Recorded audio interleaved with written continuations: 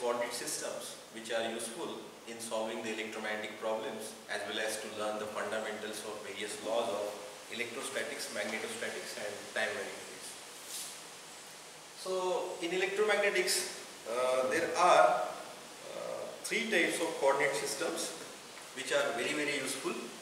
Those are Cartesian coordinate system, cylindrical coordinate system and spherical coordinate system. Although there are some other categories of coordinate systems are also available, such as orthogonal coordinate system and non-orthogonal coordinate system. These three coordinate system which I mentioned right now comes under orthogonal coordinate system. One can create his own coordinate system as well. Those comes under non-orthogonal coordinate system. Now let us take a look at this Cartesian coordinate system. Before that, can you recall back what we learned in the previous lecture? In the previous lecture, we discussed the concepts of scalars and vectors, concepts of multiplication of two vectors, that is dot multiplication of two vectors and cross multiplication, cross product. We also found out how to compute this dot product and cross product in the previous lecture. And we took one example of Cartesian coordinate system to specify two vectors A bar and B bar. From this particular last lecture, now let us quickly come to our next point, that is coordinate systems. The first coordinate system is Cartesian coordinate system. These are the important points which I mentioned here. Three planes are required to understand this coordinate system. Three differential lengths are there. Three differential surfaces are also there in this coordinate system. Differential volume we get, then limits of axis, and these are the planes. So one by one we will cover all these points and we will try to compare all these points with this two coordinate system. As the space of this board is limited, so we will restrict ourselves in the initial phase to this Cartesian coordinate system. But before erasing this particular Cartesian coordinate system, Cartesian, we will try to compare these 5 points or 4 points with respect to these remaining two coordinate systems. Those are cylindrical system and spherical coordinate system. Now, why do we need three planes in a coordinate system? Obviously, whenever if we want to locate a point in the space using certain coordinate system, we require three planes of that coordinate system. That means if we intersect these three planes of that coordinate system, then we can locate any point in this void or in this space. For example, we want to use Cartesian coordinate system, then the three axes utilized are x, y and z. Okay? In cylindrical coordinate system, if you use, then three coordinates to locate any point would be r, phi, z. If you want to locate the same point using spherical coordinate system, you need three parameters or three coordinates. Those are r, theta and phi. In case of Cartesian coordinate system, the location is specified in x, y and z in terms of these three parameters or three values. So how these values exactly comes, that we are going to cover in this particular lecture. So in order to find a location of any point in Cartesian coordinate system, for example this is x, y and z, and I want to find out the location of this point in terms of three values x, y and z. So how I should proceed?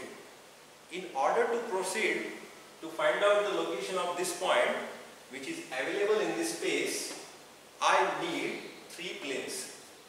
If I intersect first plane and second plane, I will get a line. If I intersect third plane with this line, I will get a point. Okay. As soon as you move these planes 1, 2, 3, the values will change. How these values are changed, I will explain in this video. First of all, the first plane in Cartesian coordinate system is constant x plane, which can move in this fashion along x axis. constant x plane means nothing but it is a plane which is perpendicular to x axis. It is perpendicular to x axis. Constant y plane is perpendicular to y axis. Constant z plane is perpendicular to z axis. Before explaining the intersection part, first of all I will tell you the x axis, the limits of x axis is, x axis varies from minus infinity to plus infinity, means this positive x axis is extended up to plus infinity, and negative x axis, which I have not shown in the board due to the limitation of space, the negative x axis goes up to negative infinity, minus infinity. Okay. Similarly, y axis, positive y axis starts from 0, it ends up to plus infinity. Negative y axis starts from 0 and ends up to minus infinity. Same is the case with the z axis. That's why the limits of axis are from minus infinity to plus infinity for all the three axes. Okay. Now let us come back to x plane, y plane and z plane. X plane is perpendicular to x axis. How it is perpendicular? I can elaborate with the help of my fingers. For example, this is the x axis, this is y axis and this is z axis. So obviously this is positive x axis, positive y, positive z axis. Where is negative x axis then? Positive x axis, negative x axis, like this. This is negative x axis. Positive y axis, negative y axis. Positive z axis, negative z axis. And where exactly this constant x plane is now? Constant x plane, plane means what? Plane means a plane surface.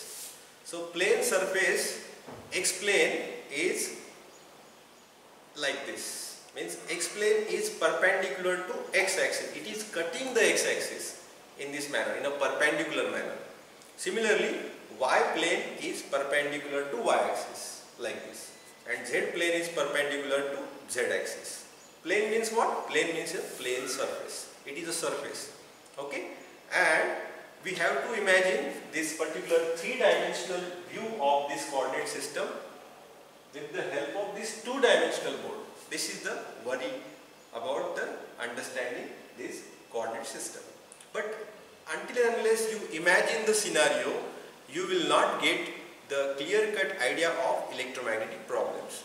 Every time you have to imagine, because generally we deal with blackboard, and blackboard is a two-dimensional, and this coordinate system is three-dimensional coordinate system. Why three-dimensional? Because there are three dimensions, x, y and z. Okay. So many times we need to take the help of the fingers. Okay. So this finger shows x-axis, this finger y-axis, this finger is nothing but a z-axis. In this way we can imagine a three-dimensional view of this coordinate system. So x plane, constant x plane, why it is called as constant? Because if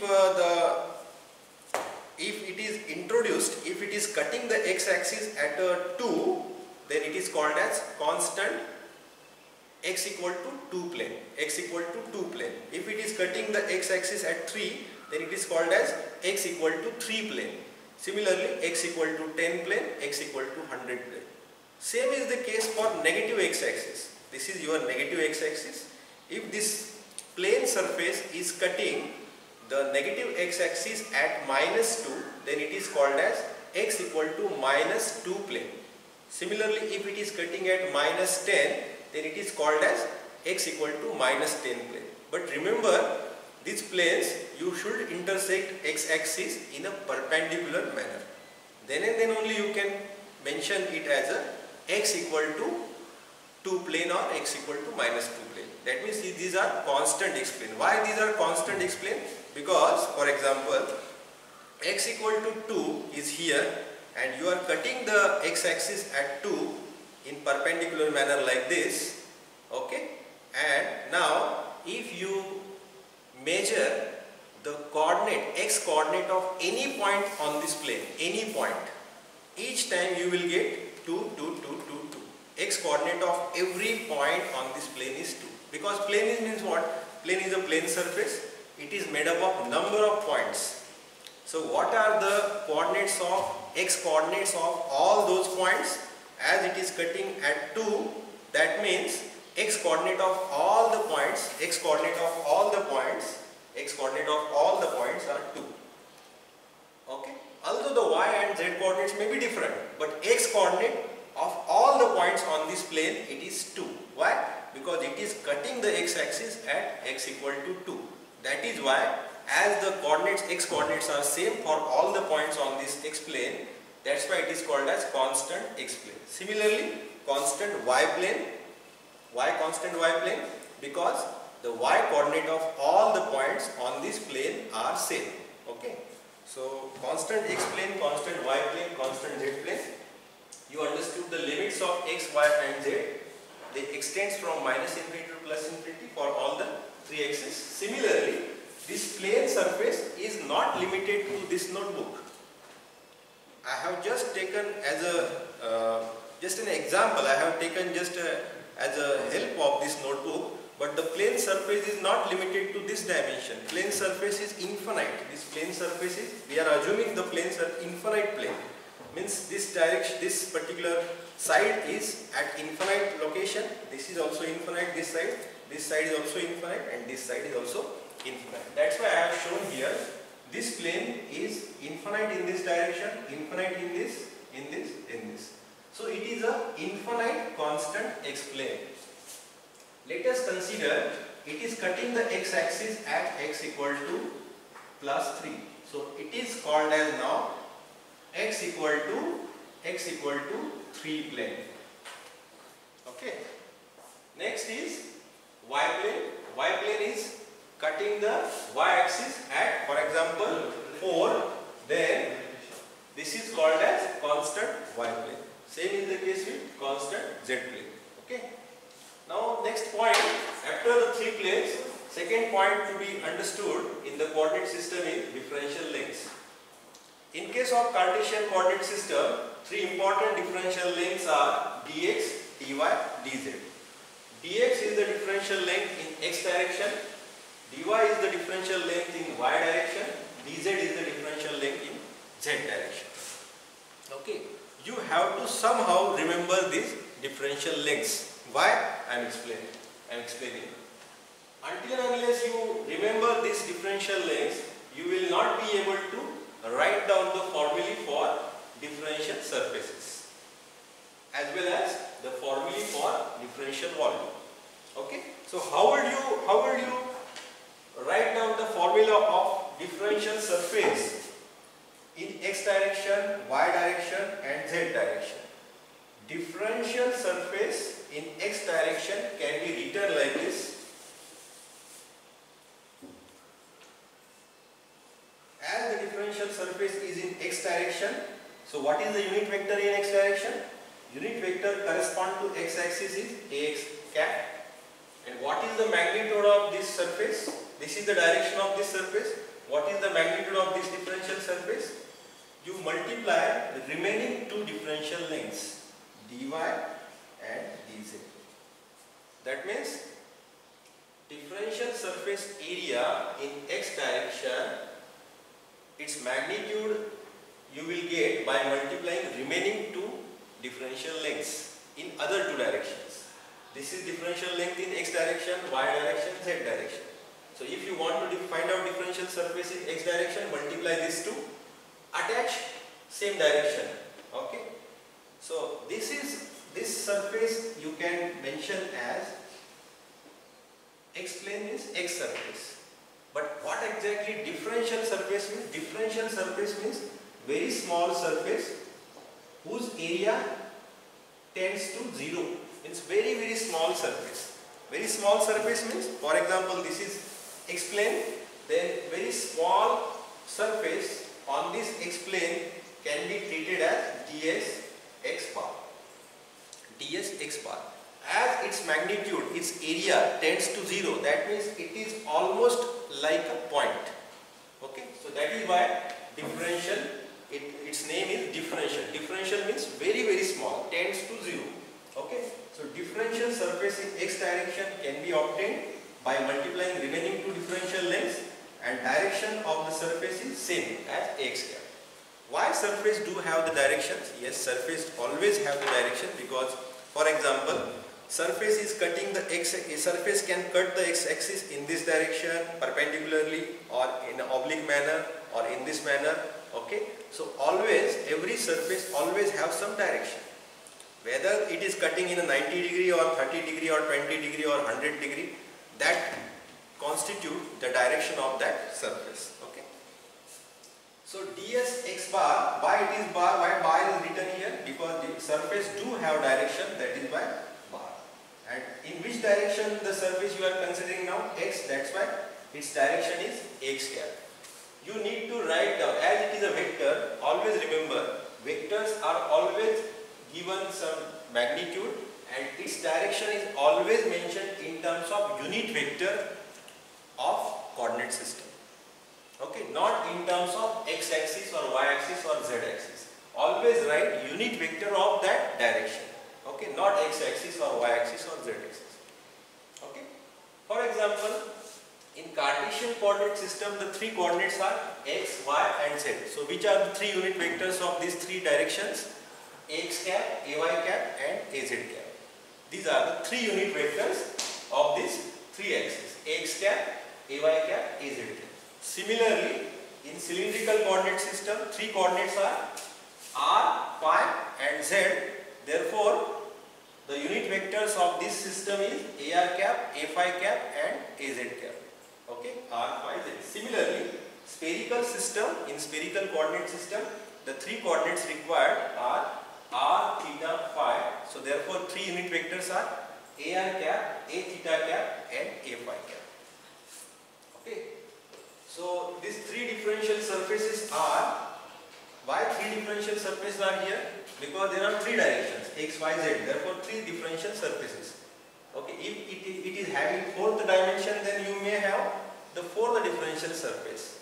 But as there are only three directions, therefore three differential surfaces: ds x bar, ds y bar, ds z bar.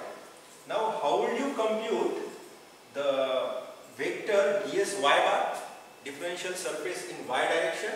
You first of all write down its direction, ay cap, and what is the magnitude of ds y bar? You multiply remaining two. Other than this, remaining two, so dx into dz. Similarly for ds z bar, dx into dy, first two, and direction is same, az cap. Okay. Now, differential volume, next is differential volume. Differential volume is nothing but a volume which is obtained by multiplying three differential lengths. Three differential lengths. So dx into dy into dz constitute a differential volume, because volume is nothing but a three-dimensional entity which requires length, breadth and height. So length, breadth and height, dx into dy into dz is nothing but differential volume. And volume do not have any direction. Volume is a scalar entity. That's why there is no direction attached here. But surface is a scalar vector. Surface is a vector. Length is also a vector. So differential length in x direction is dx x cap. Differential length in y direction is dy ay cap. Similarly dz az cap. Okay. This is a vector. This is a vector. But this is a scalar. Differential volume is always scalar. Now all these points are also applicable to cylindrical and spherical coordinate system. The only difference is that the differential lengths are different in this three coordinate system. So which are the three differential lengths in Cartesian system? Remember, dx, dy, dz. If you know this, you can find out this as well as this. Okay. Similarly, in cylindrical coordinate system, three coordinates are r, phi and z. Therefore, differential lengths are dr, r d phi, dz. Okay. Using these differential lengths, what you can obtain? Using these differential lengths, you can obtain differential surfaces as well as differential volume. How you can obtain differential lengths, differential surfaces in cylindrical system? Differential lengths in cylindrical systems are ds r bar, ds phi bar, ds z bar. Okay, just like this: ds x bar, ds y bar, ds z bar. Similarly, ds r bar, ds bar, phi bar, ds z bar. And differential volume u is denoted by same dV. Okay, it is nothing but multiplication of all three differential lengths. Okay, how to find out the differential surfaces in cylindrical coordinate system? Cylindrical coordinate system with the help of same logic. What logic we followed? Multiply remaining two differential lengths and attach the same direction as that of surface. Okay, so differential lengths, differential surface, differential volume. Whatever logic you followed here, the same logic is applicable to cylindrical coordinate system. In spherical coordinate system, the three coordinates are r, theta and phi. Therefore, differential lengths in this system is dr, r d theta, r sin theta, d phi. Somehow you have to remember these differential lengths. How these differential lengths came, that is another issue. I will explain you in some of the lecture later on, but now you only remember the differential lengths somehow. Once you understand and remember this, only if you recall back and remember this, then it is very easy to construct these differential surfaces and differential volume for all these three coordinate systems. Okay. So in cylindrical system, so let us take a recap of all these three coordinate system. I will explain you cylindrical and spherical later on, but just in order to compare these three, I have wrote here these two also in short, not in detail. In Cartesian system, you require three planes to find out location of any point in the space. For example, this is x-axis, y-axis and z-axis. If you introduced constant x-plane here, constant y-plane here, automatically these two planes, as these are infinite, this is infinite x-plane like this, infinite. Okay, this is infinite y-plane. So obviously these two planes will intersect somewhere with each other. After intersection you will get a line, and if you introduce now third plane, automatically you will get a point after intersecting that line. Okay. So differential Cartesian system need x, y, z coordinates to specify any point in the space. Cylindrical system require r, phi, z. Okay. And spherical system require r, theta, phi to locate any point in the space. Now comparing these three parameters, you will find x is a length, y is a length and z is also length. But here r is a length, r is nothing but radius of cylinder. Here r is nothing but radius of sphere. Okay. Okay. So r is a length, our radius is always a length in meter, r is a length, phi is an angle in degree, and z is also a length, same. This z and this z is exactly same. Okay. Here r is a radius, that means radius of sphere, so that's why it is a length. Theta is an angle and phi is also angle. This phi angle and this phi angle is almost same, exactly same. Okay. So here you need to remember the differential lengths in Cartesian systems are dx, dy and dz, dr